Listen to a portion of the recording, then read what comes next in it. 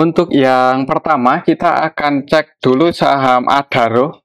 Adaro kemarin Jumat tanggal 10 November untuk saham Adaro ditutup naik 1,22% ke level 2480. Sempat ke 2500-an untuk saham Adaro, tapi habis itu ditarik turun lagi. Kalau kita lihat sekilas sih secara teknikal, untuk pergerakan saham Adaro ini cenderung bergerak ini ya, konsolidasi di area sini-sini aja. Kalau kita cek untuk transaksinya, coba untuk kemarin Jumat ini untuk saham Adaro Jumat tanggal 10 November aslinya net buy masuk 23,6 M. Kalau kita cek dari tanggal 6 dalam 1 minggu terakhir, tapi masih net sell ya. Jadi sebagian ada yang distribusi sih di saham Adaro dalam 1 minggu terakhir. Kalau kita cek di sini untuk saham Adaro ini tanggal 10 November kemarin, secara keseluruhan sih hitungannya belum ada yang akumulasi banyak ya. Ini yang nampung si asing, jadi asingnya itu net buy. YU, CC, AK, KZ, ZP versi asing net buy. Malahan untuk YU ini kalau kita perhatikan 100% transaksinya buy ya, tidak melakukan penjualan sama sekali di saham Adaro. Dan yang keluar untuk asingnya di saham Adaro BKDR itu hitungan juta aja ya, jadi nggak terlalu banyak. Asingnya cenderung akumulasi, untuk lokalnya sendiri distribusi, jadi ditampung oleh asing ya. Tapi kalau kita cek dari tanggal 6 itu yang distribusi untuk asingnya di saham Adaro ada ZP net sell 54,3 M. Tapi ZP kemarin Jumat udah nggak jualan sih. Semoga aja untuk minggu besok ya, hari Senin depan, Senin besok berarti ya, untuk ZP-nya udah nggak distribusi lagi. Dan untuk saham Adaro ya, kalau naik resistennya di sini sih, kalau secara Fibonacci ada di level 2580, ini resisten terdekatnya. Semoga aja bisa kecapai ya, tapi perlu hati-hati untuk saham Adaro, soalnya ini secara tren kalau kita cek dari akhir bulan September kemarin itu cenderung bergerak turun ya, turun bentuk lower low, naik bentuk higher low, turun lagi ini bentuk lower low. Perlu hati-hati kalau sampai jebol di bawah 2380, harga terendahnya pas tanggal 3 November itu ada kemungkinan untuk saham Adaro cenderung mungkin bearish ya. Naiknya lagi itu biasanya sih nunggu ada sentimen positif, atau ya mungkin nunggu harga komoditasnya naik untuk harga koal. Coba kalau kita cek ya untuk harga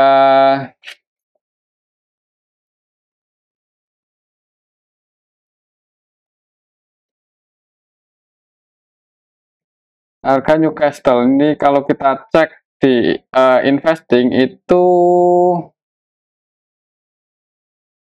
turun ya, 122, turun lagi loh. Ini kemarin sempat ke 140, ini malah turun lagi, jadi kurang ya, sentimennya kurang bagus sih. Jadi kalau mau entry mungkin, kalau untuk invest ya bisa dipertimbangkan lagi, tapi kembali ke disclaimer. Oke, itu untuk saham Adaro. Selanjutnya kita akan cek saham PTBA yang kemarin Jumat enggak terlalu banyak pergerakan sih, itu minus 0,43%. Kalau secara teknikal juga trennya ya mirip-mirip dengan Adaro ya, cuman untuk saham PTBA ini lebih sepi, likuiditasnya itu kecil ya, pergerakannya nggak terlalu lebar. Ini candlenya kecil-kecil, 1 2 3 4 5 6 7 8 candle terakhir ya, seperti ini, cenderung ya di arah sini-sini aja lah. Jadi kalau kita cek untuk transaksinya, bagaimana untuk saham PTBA, apakah sudah ada tanda-tanda?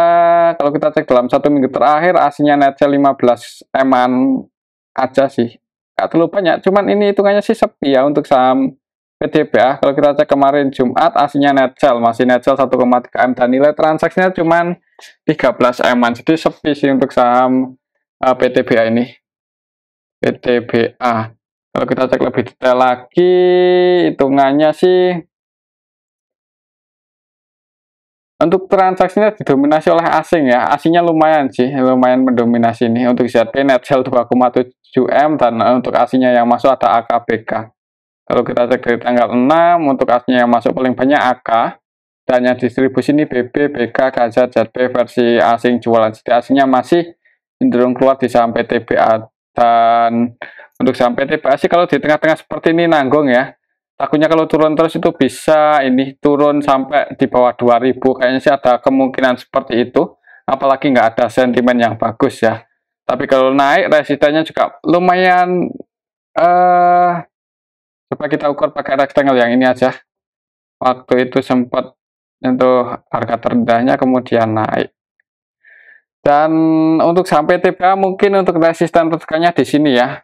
2400, perhatikan aja level ini, kalau bisa breakout di atas 2400 disertai volume yang tinggi ya bisa dipertimbangkan sih buat masuk untuk swing atau trading ya. Tapi kembali lagi disclaimer, kalau belum bisa breakout perlu hati-hati, ada kemungkinan turun terus dan nguji level dekat-dekat 2000, 2100 itu area support, sorry 2010 itu area support untuk sampai TBA sih. Kalau secara Fibonacci di area sini lumayan dalam ya. Jadi kalau mau entry, kalau nggak ada sentimen yang bagus atau ya cenderung sepi, itu mending wait and see aja dulu. Tapi kembali lagi disclaimer. Oke, itu untuk sampai TBA. Selanjutnya kita cek saham ITMG. Untuk saham ITMG juga harganya seperti Adaro ya, cenderung bergerak turun dari bulan September, itu harganya cenderung turun.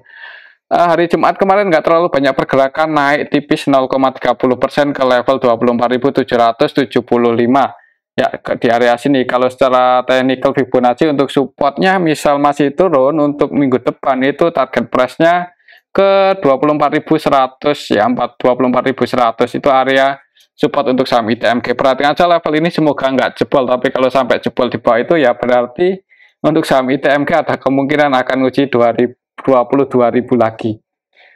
24.100 itu area support tertekannya, dan yang jadi resistensi untuk level harga saat ini ada di 25.700-an ya. Jadi kalau di tengah-tengah seperti ini, kalau mau entry itu sebenarnya nanggung sih. Kalau kita cek di sini untuk saham ITMG kemarin Jumat tanggal 10 November aslinya masuk sih, net buy 3,1 M. Kalau kita cek dalam satu minggu terakhir dari tanggal 6 untuk aslinya net sell ya. Jadi sebagian masuk tapi sebagian lagi keluar. Kalau kita cek lebih detail lagi, coba untuk saham ITMG kemarin Jumat tanggal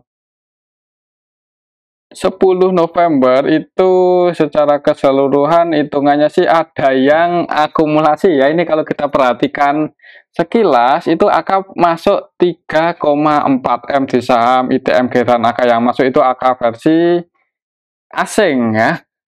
Kalau kita cek dalam satu minggu terakhir dari tanggal 6 untuk AK-nya udah net 4,2 M ya. Selain AK ada KZ, dan yang keluar untuk aslinya dalam satu minggu terakhir ada BK, ZP, YU. Tapi untuk BK, ZP, dan YU itu kemarin Jumat nggak terlalu banyak distribusi sih. Untuk BK-nya 22 juta aja. Jadi untuk besok Senin sih mungkin lihat aja di awal market ya. Kalau langsung merah bisa tunggu aja di area support ini, mungkin kalau mau yang berspekulasi buy. Dan kalau kita lihat secara histori juga di area supportnya ini terjadi gap up ya, waktu itu tanggal 3 Juli ya. Jadi kalau menutup gap ya kemungkinan untuk saham ITMG akan uji supportnya dulu yang di dekat-dekat 24.000 ya, 24.000, 24.100 itu area supportnya. Mungkin kalau di area sini ada tanda-tanda mau pullback ya bisa dipertimbangkan untuk entry. Tapi kembali lagi disclaimer, mungkin seperti itu untuk saham ITMG. Oke, itu saham ITMG. Selanjutnya kita cek saham Pegas yang harganya kemarin mencoba naik ya, cuman belum berhasil breakout di atas resistennya ya. Untuk resistennya masih di sini 1140. Kemarin Jumat itu sempat ke 1145 malahan, cuman belum berhasil breakout, turun lagi ya. Walaupun ditutup naik 0,90% ya. Semoga aja untuk hari Senin bisa breakout, semoga aja. Kalau kita cek untuk transaksinya apakah sudah ada tanda-tanda untuk saham Pegas. Pegas dalam satu minggu terakhir untuk aslinya net sell lumayan banyak, 83 M-an ya, dan kemarin cuma tanggal 10 masuk, cuman belum terlalu banyak, 1,7. Jadi cenderung distribusi sih dalam satu minggu terakhir untuk saham Pegas. Semoga aja minggu besok hari Senin itu aslinya nggak distribusi dan harga sahamnya udah bisa mulai ribuan sih. Semoga aja sih seperti itu. Tapi di harga saat ini sih sebenarnya secara valuasi menarik ya untuk saham Pegas ini. Kalau kita cek untuk transaksinya kemarin Jumat tanggal 10 sih secara keseluruhan untuk nilai transaksinya sih masih nggak beda jauh sih yang masuk sama yang keluar, tapi ada ZP ini yang net sell 9,3 M, ZP yang keluar itu versi asing, dan untuk asingnya yang masuk ada AK, BK, ya, CC, ya. Kalau kita cek dari tanggal 6, untuk asingnya yang cenderung distribusi di saham bekas ada ZP, AK, RX, dan ZP-nya sampai hari Jumat masih keluar ya. Ya, ZP-nya masih keluar untuk tadi siapa? AK sama RX ya.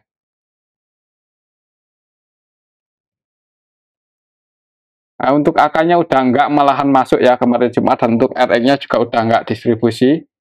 Untuk hari Senin sih, ya mungkin buat patokan ini aja ya, semoga bisa breakout di atas 1140. Kalau di area sini kalau mau entry sih, ya kalau mau nyicil disclaimer ya, ini hitungannya udah menarik buat swing, mungkin mudah-mudahan akhir tahun ini bisa rebound ya untuk saham bekas. Tapi kalau masih turun ya supportnya di arah sini sih. Kalau setelah histori ada di 1050. Dekat-dekat 1060, 1050 lah misal masih turun ya. Tapi kalau bisa breakout untuk minggu depan ya bagus untuk saham bekas ya. Semoga aja ya nggak lama lah harganya di bawah. Mungkin seperti itu untuk saham bekas ya. Lihat transaksi kemarin Jumat aja tanggal 10. Mungkin ya masih ada yang distribusi ya ZP ya. Bisa jadi akan sideways dulu ya. Akan seperti ini ya di area sini aja dulu lah. Mungkin seperti itu untuk saham bekas. Untuk selanjutnya kita cek saham Medco yang harganya sempat naik sih kemarin Jumat kalau nggak salah. Ya sempat naik ke level 1200 ya, sempat nyentuh level 1200 tapi habis itu turun lagi, dan ini close-nya ya pas di area resistennya sih. Jadi lihat aja di awal market. Kalau langsung hijau mungkin buat teman-teman yang mau berspekulasi buy, coba kalau kita cek apakah kemarin ada yang akumulasi di saham Medco. Untuk kemarin Jumat tanggal 10 November asinya keluar net sell 6 eman lebih. Kalau kita cek dari tanggal 6 dalam 1 minggu terakhir untuk asinya net bell loh. Jadi ketika turun itu untuk saham Medco asinya masuk. Coba kalau kita cek dari awal bulan ini aja, untuk asinya udah masih net bell sih 85,7 M. MEDC Medco.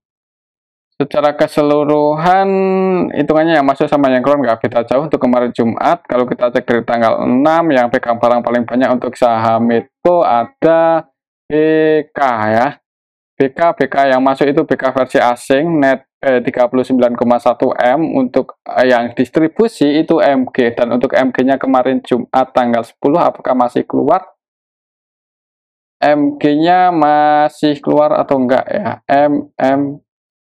MG enggak masuk sih, cuma 149 juta aja, jadi udah enggak mendominasi transaksi di saham Medco ya.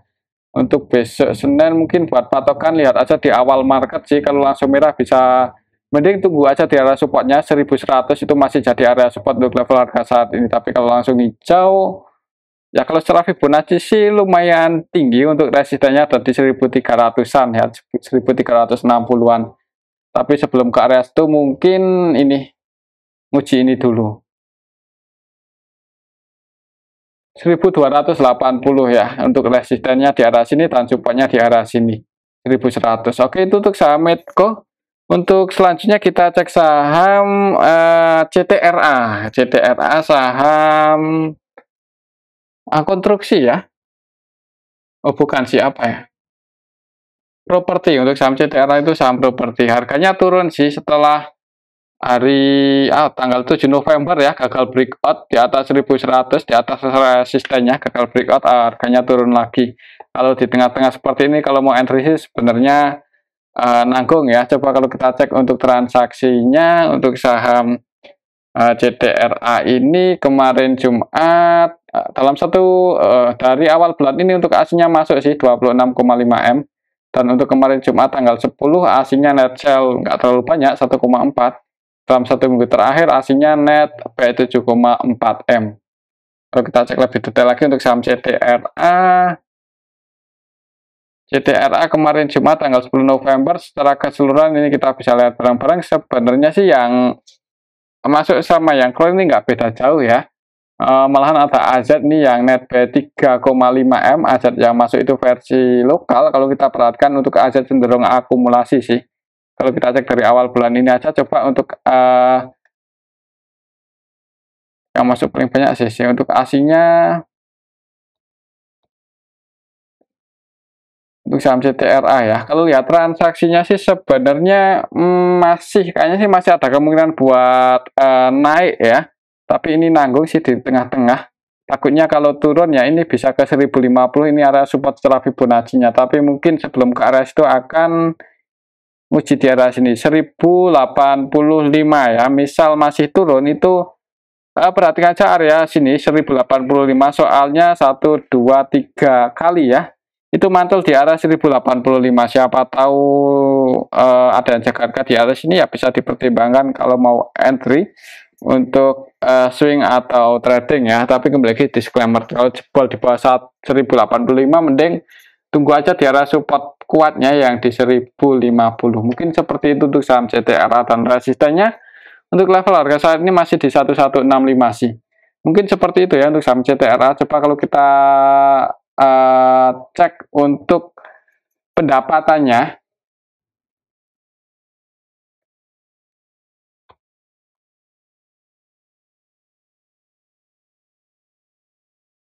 Untuk CTRA pendapatan di kuartal 3 naik kalau secara kuartalan ya, tapi secara tahunan turun, dan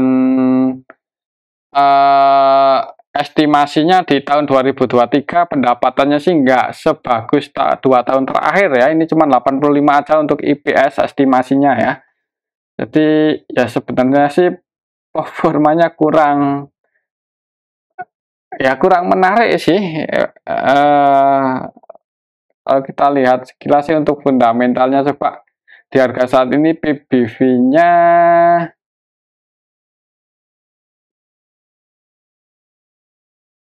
satu kali yieldnya 1,3%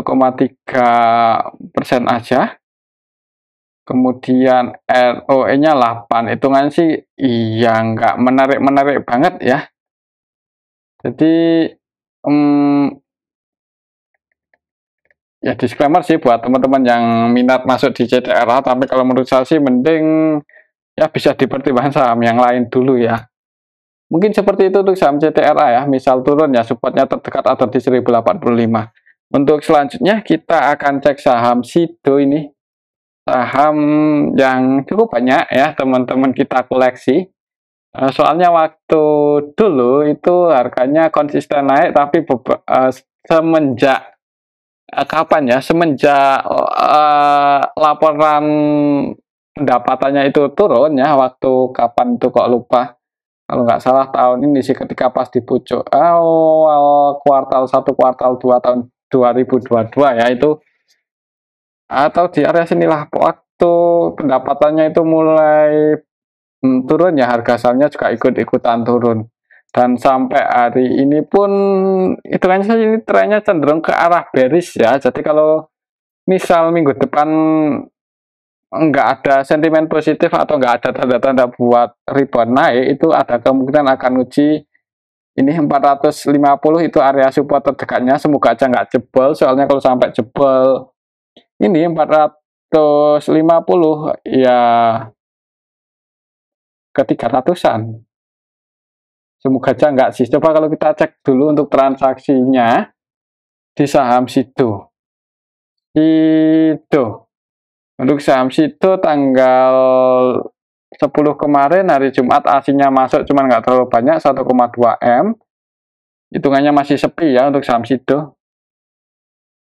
SIDO kemarin Jumat tanggal 10 November secara keseluruhan yang masuk sama yang keluar sih nggak. Iya, asingnya net B sih, ini BKYU yang masuk, BK-nya BK versi asing, untuk YU-nya versi lokal. Tapi hitungannya belum ada yang akumulasi banyak ya.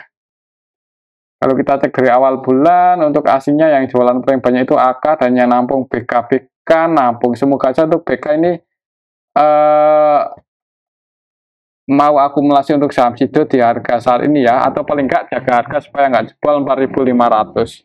Oh, sorry, 450. Semoga nggak jebol 450, karena 450 itu kalau kita lihat setelah histori juga support kuatnya ya, mantul waktu tanggal 26 Maret, kemudian 2 bulan akhir Mei, kemudian Juli 2018 itu ya, ini sih area potensialnya untuk saham Sido. Mungkin seperti itu. Oke, itu untuk saham Sido, tapi kalau kita lihat coba sekilas, pendapatannya sih kurang memuaskan ya, laporan kuartal 3-nya turun secara tahunan, kemudian ROE-nya masih lumayan tinggi, 22,9, tapi kalau dibandingkan beberapa waktu yang lalu itu di atas 30 sih untuk ROE Sido, jadi ROE-nya turun. Net profit marginnya lumayan sih masih tinggi, setiap tahun bagi dividen, tapi kemungkinan tahun depan dividennya nggak segede tahun ini ya. Dan kalau kita lihat untuk pendapatan Sido di tahun 2023 ini estimasinya cuma 26 aja IPS-nya, jadi ini lebih buruk dibandingkan 3 tahun terakhir ya. 4 tahun terakhir ini yang paling kurang memuaskan sih untuk Sido performanya ya. Mungkin seperti itu sih untuk saham Sido, itu juga yang kemungkinan bikin saham Sido ini cenderung bergerak bearish. Oke, itu untuk saham Sido. Dan untuk level harga saat ini resistennya lumayan jauh, ada di 560 itu resistennya, dan supportnya 450. Untuk selanjutnya kita akan cek saham EMTK ya, yang harganya udah mencoba bergerak naik ini. Nah, tapi kalau secara tren besarnya sih masih cenderung bearish ya. Untuk kemarin Jumat close-nya pas di area resistennya sih, sempat ngelewati, cuman belum berhasil breakout. Pas di 560. Jadi untuk di Senin sih mungkin lihat aja di awal market ya. Kalau langsung hijau maka resisten selanjutnya ada di 580-an untuk saham MTEK. Tapi kalau merah ya mending tunggu aja di area supportnya yang di 5.530.